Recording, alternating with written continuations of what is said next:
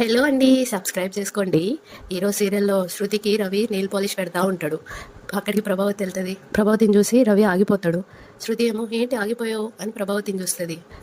Hi aunty, మీరేంటి ఇలా వచ్చారు అని అడుగుతుంది. అప్పుడు ప్రభావతి నేను ఎందుకు వచ్చానో తర్వాత చెప్తాను కానీ నువ్వేంటి వాడి చేత కాళ్ళు పట్టించుకుంటున్నావు అని అనగానే శృతి ఏమో అదా స్టూడియోలో రోజంతా నిలబడి ఉన్నాను కదా, కాళ్ళు చాలా నొప్పిగా ఉన్నాయి, అందుకే రవితో కాళ్ళు పట్టించుకున్నాను, మీరు కూర్చోండి ఆంటీ అని అంటా ఉంటే ప్రభావతి ఏమో కాళ్ళు నొప్పులు వస్తే వాడితో పట్టించుకుంటావా అని అనగానే శృతి ఏమో ఏ మాటకు ఆ మాట చెప్పుకోవాలంటీ, రవి కాళ్ళు చాలా బాగా పడుతున్నాడు తెలుసా, నెయిల్ పాలిష్ కూడా చాలా బాగా పెడుతున్నాడు, నువ్వు కంటిన్యూ చేయి రవి అని అంటా ఉంటే ప్రభావతి ఏమో ఇలాంటి పనులన్నీ నువ్వే చేసుకోవాలి కదా, వాడికి చెప్పడం ఏంటి అని అంటా ఉంటే శృతి ఏమో అదేంటంటే అంకుల్తో మీరు ఇలా ఎప్పుడు చేయించుకోలేదా, అయినా భర్తతో పని చేయించుకుంటే ఆ సంతోషమే వేరు అని అంటది. అప్పుడు ప్రభావతి ఏమో నేను అంత దూరం ఆలోచించలేదులే కానీ నువ్వు కాళ్ళు కాకుండా కనీసం చేతులైనా పట్టించుకోవాలి కదా అని అనగానే శృతి ఏమో చేతులకి కాళ్ళకి ఏం తేడా ఉంది, భర్త చేత్తో నెయిల్ పాలిష్ పెట్టుకుందామా లేదా అనేది ఇంపార్టెంట్ అని అనగానే ప్రభావతి ఏమో వరే నువ్వైనా ఏంట్రా, నేను కాళ్ళకు పెట్టను చేతులకు పెడతాను అని చెప్పొచ్చు కదా అని అంటది. అప్పుడు రవి ఏమో పోనీలే అమ్మ పాపం ఇప్పటికే చాలా అలసిపోయింది అని అంటా ఉంటే ప్రభావతి ఏమో తన గురించి చూస్తే నువ్వు అలసైపోతావు, అటు బాలు చూస్తూ నీ అని అంటా ఉంటాడు. శృతి ఏమో ఎందుకు అయిపోతాడంటే అసలు మీరెందుకు ఇంత నెగిటివ్గా ఆలోచిస్తున్నారు, భార్యకి భర్త నెయిల్ పాలిష్ పెట్టడం ఇట్స్ వెరీ కామన్ అని అనగానే ప్రభావతి ఏమో అయ్యయ్యో అది కాదమ్మా, భర్తకి భార్య గౌరవం ఇవ్వడం మన సాంప్రదాయం అని అంటా ఉంటే శృతి ఏమో స్పెషల్గా గౌరవించడానికి ఆయన ఏమన్నా స్కూల్ ప్రిన్సిపలా, భార్యాభర్తలకు ఉండాల్సింది ప్రేమ గౌరవ మర్యాదలు కాదు అని అంటది. అప్పుడు ప్రభావతి ఏమో కాళ్ళు పట్టించుకోవడం పొగరవుతుంది కానీ ప్రేమ ఎలా అవుతుంది అని అనగానే శృతి ఏమో అయ్యో ఆంటీ మీకు చెప్పినా అర్థం కాదులేండి, ఇది తీసుకోండి అని నెయిల్ పాలిష్ ఇస్తుంది. ప్రభావతి ఏమో అంటే ఇప్పుడు నేను నీకు ఇది పెట్టాలా అని అనగానే శృతి ఏమో కాదు కాదు ఆంటీ, దీన్ని మీరు అంకుల్ చేతికిచ్చి మీకు నెయిల్ పాలిష్ పెట్టమని చెప్పండి, అప్పుడు మీకే అర్థమవుతుంది. ప్రభావతి ఏమో అది తీసుకొని కోప్పడుతూ అని వెళ్తూ ఉంటది. బయటేమో బాలు ఉంటాడు కదా, ఎదురు పడతాడు. అమ్మావతి వీళ్ళ రూమ్ లో నీకేం పని అని అనగానే ప్రభావతి ఏమో కొడుకు కోడలు ఎలా ఉన్నారో చూద్దామని వెళ్ళాను, నా కడుపు నిండిపోయింది అని అనగానే బాలు ఏమో వాళ్ళ అన్యోన్యత చూడడానికి వెళ్ళావా లేకపోతే అగ్గి రగిలించడానికి వెళ్ళావా అని అనగానే ప్రభావతి ఏమో అంటే ఏంట్రా నీ ఉద్దేశం అని అనగానే బాలు ఏమో భార్యాభర్తలు సుఖపడుతుంటే నీకు నచ్చదు కదా, అందుకే నాకు అనుమానం వచ్చింది అని అనగానే ప్రభావతి ఏమో పోరా అని నెట్టేసి వెళ్ళిపోతుంది. ఇటు రవి ఏమో శృతితో అమ్మతో ఎందుకు ఇలా మాట్లాడవు అని అంటాడు. అప్పుడు శృతి ఇవన్నీ మామూలు విషయాలే కదా రవి, ఎందుకు అంత భూగతద్దంలో పెట్టి చూడడం, అయినా ఆంటీకి కూడా అర్థం అవ్వాలి కదా అని అనగానే రవి ఏమో అంటే అమ్మ అంత అప్డేట్ అవ్వలేదు, వాళ్ళ జనరేషన్ వేరు మన జనరేషన్ వేరు, నీ అలవాట్లన్నీ ఆవిడ మీద ప్రయోగించకు అని అనగానే శృతి ఏమో సర్లే నువ్వు కాళ్ళు పట్టాక చాలా రిలాక్సింగ్ గా ఉంది, నేను వెళ్ళి ఫ్రెష్ అయ్యి వస్తాను అని వెళ్తుంది. రవి ఏమో బయటకు వచ్చి బాలుతో ఏంటన్నయ్య అమ్మతో డిస్కషన్ అని అడుగుతాడు. బాలు ఏమో మీ ఇద్దరి మధ్య అన్యోన్యత చూసి అమ్మ కడుపు నిండిపోయిందంట అని అనగానే రవి ఏమో నిండిపోవడం కాదు, నేను శృతికి నెయిల్ పాలిష్ పెట్టడం చూసి నాకు చివాట్లు పెట్టింది అని అంటా ఉంటే బాలు ఏమో అందుకని ఆమెకి భయపడిపోతున్నావా అని అంటాడు. రవి ఏమో ఇక నుండి అదే మాట పట్టుకుని నన్ను చివాట్లు పెడుతూ ఉంటది అని అనగానే బాలు ఏమో ఏం పర్లేదురా, అమ్మని చూసి భయపడుతున్నంత కాలం భయపెడుతూనే ఉంటది, మనం తిరిగి రెచ్చగొట్టాలి అప్పుడే ఆమె తప్పు చేయకుండా ఉంటది అని అనగానే రవి ఏమో రెచ్చగొట్టాలా అని అంటాడు. అప్పుడు బాలు ఉండు ఆ పెయింట్ డబ్బా ఇటువు అని తీసుకుంటాడు, ఇప్పుడు చూడరా అమ్మతో ఎలా ఆడుకుంటాను అని అంటాడు. అటు బాలు వాళ్ళ నానేమో ఫోన్ మాట్లాడుతూ ఉంటాడు. అక్కడికి ప్రభావతి వెళ్తుంది. ఆయన తర్వాత మాట్లాడతాను ఫోన్ పెట్టేస్తాడు. ప్రభావతి ఏమో ఈ ఇంట్లో ఏం జరుగుతుందో నాకేం అర్థం కావట్లేదు అని అంటది. అప్పుడు వాళ్ళ ఆయన నీ బాధ ఏంటో నాకు అర్థం కాలేదు అని అంటాడు. వెంటనే ప్రభావతి ఇంటికి వచ్చిన కోడళ్ళలా ఉన్నారా, ఏదో మహారాళ్ళు అనుకుంటున్నారు అని అంటా ఉంటే వాళ్ళ ఆయనేమో మీనాని ఏమనకపోతే నీకు ఊసిపోదా అని అంటాడు. ప్రభావతి ఏమో అయ్యో నేను అనేది తనని కాదండి అని అనగానే ఇప్పుడు కొత్తగా నీ ఖాతాలో ఎవరు వచ్చారు అని ఆయన అంటాడు. ఆ రవి భార్య చేసేదేది నాకు నచ్చడం లేదండి అని అనగానే వాళ్ళ ఆయనేమో ఆశ్చర్యంగా ఉందే, తను నీ ముద్దుడు కోడలు కదా, తను చేసేది కూడా నీకు నచ్చట్లేదా అని అనగానే ప్రభావతి ఏమో అన్నిసార్లు కాదులే కొన్ని సార్లు అని అంటది. వాళ్ళ ఆయనేమో ఇప్పుడు ఏం చేసిందంట అని అడుగుతాడు. అప్పుడు ప్రభావతి తను మన రవితో నానా చాకరీ చేస్తుందండి, భర్త అన్న గౌరవం కూడా లేదు అని అనగానే వాళ్ళ ఆయనేమో భర్తని గౌరవించడం గురించి నువ్వు మాట్లాడుతున్నావా అని అనగానే ప్రభావతి ఏమో చిన్న ముఖం వేసుకుని నేను ఎప్పుడైనా నీకు మర్యాద ఇవ్వకుండా ఉన్నానా అని అంటది. అప్పుడు వాళ్ళ ఆయన ఇచ్చావనుకుంటానులే లోపల ఏమైందో చెప్పు అని అడుగుతాడు. ప్రభావతేమో తను కాళ్ళు తీసుకొచ్చి వాడి మూతిలో పెడితే వాడు సిగ్గు లేకుండా కాళ్ళకి నెయిల్ పాలిష్ పెడుతున్నాడు అని అనగానే వాళ్ళ ఆయనేమో నవ్వుతూ ఓహో అని అంటాడు. ప్రభావతేమో నోరెళ్ళదీసి అక్కడ జరిగింది చెప్తే మీరు ఓహో అని సాగదీస్తారేంటి అని అనగానే వాళ్ళ ఆయనేమో వాళ్ళు మొగుడు పిల్లలు సరదాగా ఉంటారు, మధ్యలో నీకెందుకు అని అంటా ఉంటే ప్రభావతేమో వాడిని పనుడిని చేసి పనులు చేయించుకుంటే చూస్తూ ఊరుకోమంటారా, మామూలుగానే తను వాడిని రారా పోరా అంటుంది, అదే నాకు నచ్చదు, ఇప్పుడు కొత్తగా ఇది మొదలు పెట్టింది అని అంటా ఉంటే వాళ్ళ ఆయనేమో సరే వాడు ఇష్టంగానే చేస్తున్నాడేమో నీకేంటి కష్టం అని అంటాడు. ప్రభావతేమో వాడు నా కొడుకండి, ఇన్నేళ్లుగా వాడికి నేను ఒక్క పని కూడా చెప్పలేదు అని అనగానే వాళ్ళ ఆయనేమో అందుకని శృతిని కూడా చెప్పొద్దంటావా అని అంటాడు. అప్పుడు ప్రభావతేమో అవును చెప్పకూడదు, అది చూడలేక నేను అడగడానికి వెళ్ళాను, సరైన సమాధానం చెప్పకుండా శృతి నా చేతిలో ఇది పెట్టి మీతో నెయిల్ పాలిష్ పెట్టించుకోమని చెప్తుంది అని అనగానే వాళ్ళ ఆయనేమో ఇప్పుడు నేను నీకు నెయిల్ పాలిష్ పెట్టాలా అని అడుగుతాడు. ప్రభావతేమో అయ్యో మీరు పెడతానన్నా నేను పెట్టించుకుంటానా ఏంటి అని అనగానే వాళ్ళ ఆయన నవ్వుతాడు. నేను తన గురించి చెప్తున్నాను, బుద్ధిగా పద్ధతి పాడు లేకుండా చేస్తుంది, తనని కాదులే తనని పెంచిన వాళ్ళ అమ్మననాలి అని అంటా ఉంటే వాళ్ళ ఆయనేమో నువ్వు అనవసరంగా వాళ్ళ విషయంలో తలదూర్చకు ప్రభా, ఇలా చేస్తే మనకిచ్చే మర్యాద కూడా ఇవ్వరు అని అంటా ఉంటే ప్రభావతేమో అదంతా కాదండి, ఆ పిల్ల నేను చెప్పేది వినడం లేదు, మీరే వచ్చి చెప్పండి అని అనగానే వాళ్ళ ఆయనేమో ఏం చెప్పాలి అని అడుగుతాడు. అప్పుడు ప్రభావతేమో భర్తతో నడుచుకునే పద్ధతి అలా కాదని చెప్పండి. వెంటనే వాళ్ళ ఆయనము ఓహో నీకు జరిగింది చాలదని నన్ను కూడా 4 మాటలు అనిపించుకోమంటావా అని అనగానే మీరు చెప్తే వింటారండి అని అంటది. అప్పుడు వాళ్ళ ఆయనేమో వాళ్ళు ఏం తప్పు చేశారని అనాలి, వాళ్ళు అలా అన్యోన్యంగా ఉండడం చూసి సంతోషపడు, ఇలా కోపగించుకోకు, ఈ కాలం పిల్లలకి ఇవన్నీ మామూలే ప్రభా, నువ్వు ఎక్కువ ఆలోచించకు అని అంటా ఉంటే ప్రభావతేమో అయితే మనమేం అనకూడదా అని అంటది. అప్పుడు వాళ్ళ ఆయన ఆ కాలంలో మా తాత మా బామ్మ వాళ్ళ మొక్కలు కూడా చూసుకునేవాళ్ళు కాదు, కానీ ఇప్పుడు అలా కాదు కదా, కాలానికి తగ్గట్టు మనం కూడా మారుతూ ఉండాలి అని అంటా ఉంటే ప్రభావతేమో మార్పు అంటే ఏంటి, భర్తని పట్టుకుని రారా పోరా అని అండమా, ఆ పిల్ల మాట్లాడే మాటలు నా చెవులతో వినలేకపోతున్నాను, ఆ పిల్ల ప్రవర్తన నా కళ్ళతో చూడలేకపోతున్నాను, అలాగని అన్నీ చూస్తూ నేను నోరు మూసుకొని సైలెంట్గా ఉండలేకపోతున్నాను అని అంటా ఉంటే వాళ్ళ ఆయనేమో ఏం చెప్తావో మళ్ళీ చెప్పు అని అడుగుతాడు. అప్పుడు ప్రభావతి అది చేసేది నేను చూడలేకపోతున్నాను, నా చెవులతో వినలేకపోతున్నాను, తనతో ఎలా మాట్లాడాలో కూడా తెలియడం లేదు అని అనగానే వాళ్ళ ఆయనేమో దీనికి పరిష్కారం చెప్పనా అని అంటే ప్రభావతి ఏంటి అని అంటది. అప్పుడు వాళ్ళ ఆయన నేను బయటికి వెళ్ళొస్తాను అని అంటాడు. ప్రభావతేమో అయ్యో ఎక్కడికి వెళ్తున్నారు అని అంటే వచ్చాక చెప్తాను అని అంటాడు. ఉండు అని వెళ్ళిపోతాడు. ఏమండి అని ప్రభావతి పిలుస్తూ ఉంటుంది వెనకాల. ఓ అయ్యో నా బాధ ఎవ్వరికీ అర్థం కావడం లేదు ఎందుకు అని అనుకుంటూ ఉంటది. ఇటు బాలు ఏమో నెయిల్ పాలిష్ తీసుకొని మీనా మీనా అని పిలుస్తూ ఉంటాడు. మీనా ఏమో వస్తున్నానండి అని అంటది. దా అని నెయిల్ పాలిష్ని చూస్తూ ఉంటాడు కూర్చొని. అప్పుడే వాళ్ళ నాన్న అక్కడికి వస్తాడు కింద దిగుకుంటూ. వెళ్తా ఉంటే నాన్న ఎక్కడికి వెళ్తున్నావు నాన్న అని బాలు అడుగుతాడు. వాళ్ళ నానేమో చిన్న పని ఉంది చూసుకొని వస్తున్నాను అని అంటాడు. ప్రభావతి కూడా అక్కడికి వస్తుంది. బాలు ఏమో ఏంటో చెప్పు నాన్న నేను వెళ్ళొస్తాను అని అంటే వాళ్ళ నాన్న పర్లేదురా నేను వెళ్తాను అని వెళ్తాడు. ప్రభావతి ఏమో మీరు ఎక్కడికి వెళ్తున్నారో చెప్పమంటే చెప్పరేంటి అని అంటది. వాళ్ళ ఆయనేమో తిరిగి వచ్చాక చెప్తానని చెప్పాను కదా అని అంటే ప్రభావతి ఎప్పుడు వస్తారు అని అంటది. పని అయ్యాక వస్తాను అని వెళ్ళిపోతాడు. ప్రభావతి ఏమో వెళ్ళిపోయాడు అని అనుకుంటూ ఉంటుంది. బాలు ఏమో పని మీద బయటికి వెళ్ళే మొగాన్ని ఎక్కడికి వెళ్తున్నావు ఏంటి పని అని అడగకూడదని తెలియదా అని ప్రభావతిని అనగానే నువ్వు నోరు మూసుకొని నీ పని చూసుకో అని అంటది. ఇద్దరు సోఫాలో కూర్చుంటారు. అప్పుడు బాలు తనలో తాను పని చూసుకోవడం కాదు నీకు సినిమా చూపిస్తా అని నెయిల్ పాలిష్ ని చూస్తూ అంటుంటాడు. సినిమా పేరు అన్యోన్య దాంపత్యం అని అనుకుంటూ ఉంటాడు లోపల. మీనా ఓ మీనా అని పిలుస్తా ఉంటాడు. అప్పుడు ప్రభావతి అంత దీర్ఘం తీసి పిలవక్కర్లేదు ఏ మీనా అని అంటది. ఇలా అంటే చాలు అని బాలుతో అంటది. అక్కడికి మీనా వచ్చి పిలిచారా అత్తయ్య అని అంటది. బాలు ఏమో పిలిచింది నేను రా కూర్చో అని తీసుకెళ్లి కూర్చోబెట్టుకుంటాడు. మీనా ఏమో ఏమైంది ఎందుకు ఇలా నన్ను కూర్చోబెడుతున్నారు అని అనగానే చెప్తా అని మీనా కాళ్ళు తీసుకొని పైన పెడతాడు.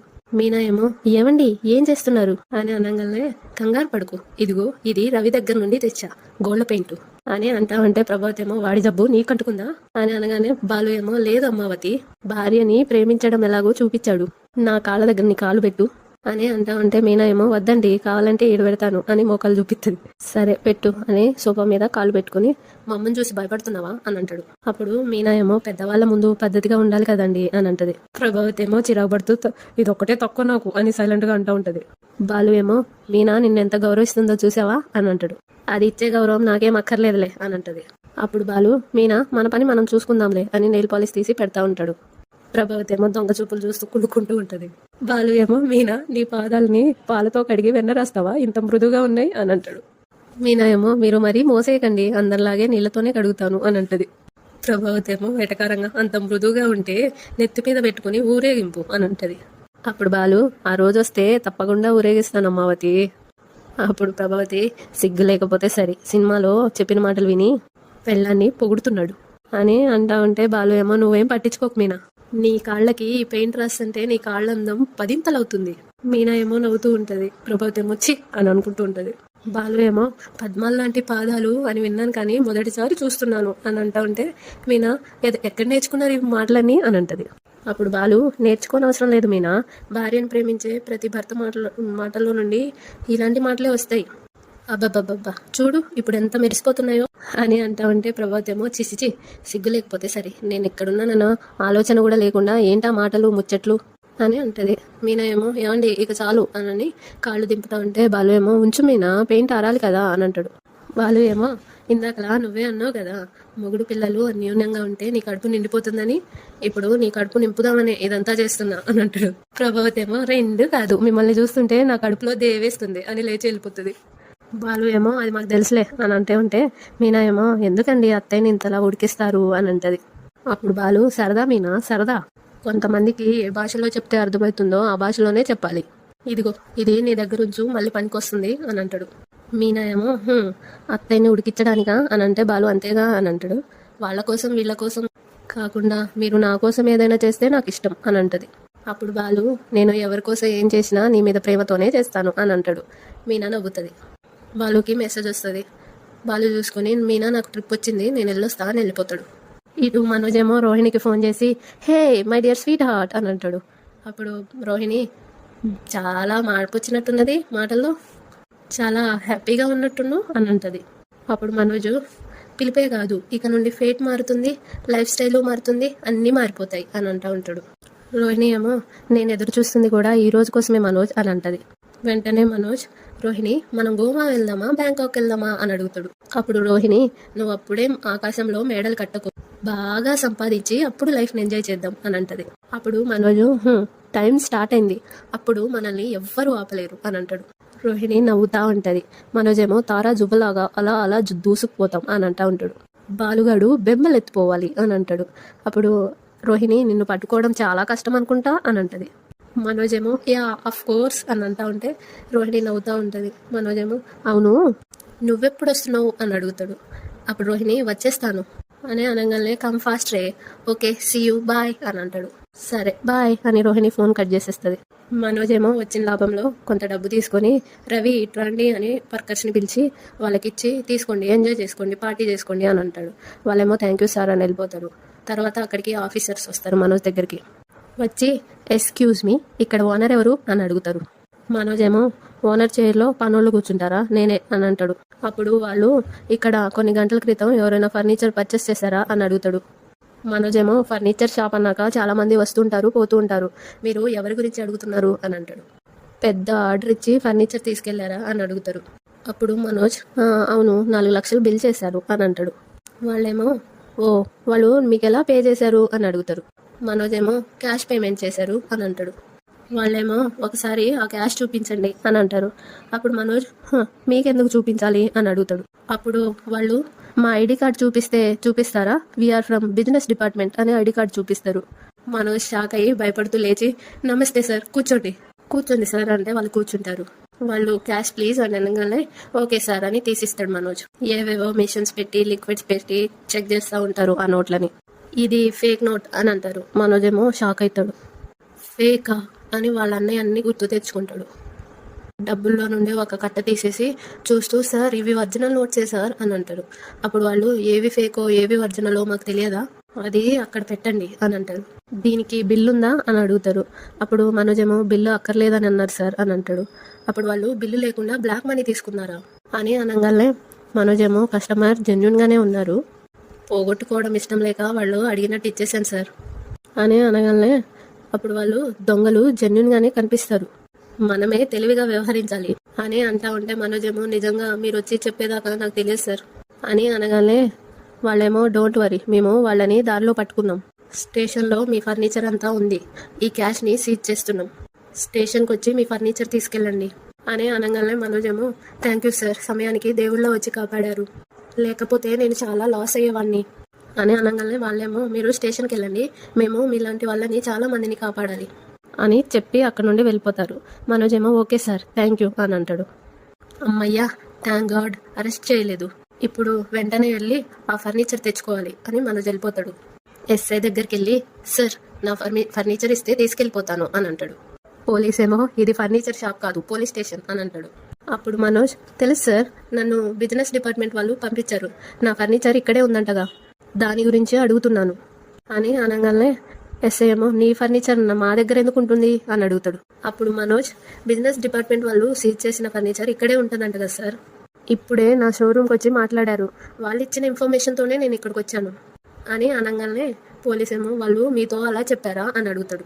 అప్పుడు మనోజ్ చెప్పడం ఏంటి, business department sir, ID card కూడా చూపించారు అని అనగానే ఎస్ఐ ఏమో అలాంటి ఫేక్ ఐడి కార్డ్స్ బయట చాలా తయారు చేస్తూ ఉంటారు, మీ దగ్గర ఫర్నిచర్ కొన్న వాళ్ళు ఇచ్చింది దొంగ నోట్లు అని చెప్పారా అని అనగానే మనోజ్ ఏమో కంగారు పడుతూ చెప్పారు అని అంటాడు. నీ ముందే కెమికల్ చల్లారా అని అడుగుతాడు పోలీస్. మనోజ్ ఏమో చల్లారు అని అనగానే వాళ్ళని మేము అరెస్ట్ చేస్తాం, మీ డబ్బులు మేము తీసుకెళ్ళిపోతాం అని తీసుకెళ్లారా అని అంటూ ఉంటే మనోజ్ ఏమో ఎగ్జాక్ట్లీ సార్, మీరు చెప్పే ప్రతి మాట నిజమే, అక్కడ చూసినట్టు చెప్తున్నారు మీరు, ఎలా సార్ అని అనగానే ఆ పోలీస్ ఏమో మేము వాళ్ళ కోసమే గాలిస్తున్నాం, వాళ్ళు చాలా మందిని ఇలాగే మోసం చేస్తున్నారు అని అనగానే మనోజ్ ఏమో అంటే నేను ఇప్పుడు మోసపోయానా అని అడుగుతాడు. అప్పుడు పోలీసు నీకు ఇంకా అర్థం కాలేదా, ఒక్కసారి కాదు 2 సార్లు మోసపోయావు, ఫర్నిచర్ తీసుకెళ్లిన వాళ్ళు దొంగలే, డబ్బులు తీసుకెళ్లిన వాళ్ళు దొంగలే అని అంటా ఉంటే మనోజ్ ఏమో అంటే అందరూ కలిసి మోసం చేసి నా ఫర్నిచర్ దొబ్బేశారు అని అనుకుంటూ ఉంటాడు. అప్పుడు పోలీసు అయినా ఐడి కార్డు చూపిస్తే ఎవరైనా గుడ్డిగా నమ్మేస్తారా అని అంటా ఉంటే మనోజ్ ఏమో రెస్పెక్ట్ ఇవ్వాలి కదా అని అంటాడు. పోలీస్ ఏమో ఎవరో ఏంటో తెలుసుకోవాలి కదా, చదువుకున్న వాసులు అని అనగానే మనోజ్ ఏమో 4 డిగ్రీలు ఉన్నాయి సార్ అని అంటాడు. అప్పుడు పోలీస్ ఏమో ఇలాంటి తెలివితేటలతో 4 డిగ్రీలు చేసావా అని అంటాడు. అప్పుడు మనోజ్ అని అంటాడు. అప్పుడు పోలీస్ ఏమో నువ్వే ఇలా ఉంటే నీకు డిగ్రీలు ఇచ్చిన కాలేజీలు ఇంకెంత గొప్పవో అర్థమవుతున్నాయి. మనోజ్ ఏమో సార్ నా డబ్బు ఫర్నిచర్ 2 పోయినట్టేనా అని అంటా ఉంటే పోలీస్ ఏమో ఫర్నిచర్ ఇచ్చినప్పుడు వాళ్ళకి ఇచ్చిన బిల్లు ఉందా అని అడుగుతాడు. మనోజ్ ఏమో వద్దన్నారు సార్ అని అంటాడు. వాళ్ళు ప్రూఫ్స్ ఏమైనా ఉన్నాయా అని అడుగుతాడు. బిల్లు వద్దన్నారు కదా అని ప్రూఫ్స్ అడగలేదు సార్ అని అంటాడు మనోజ్.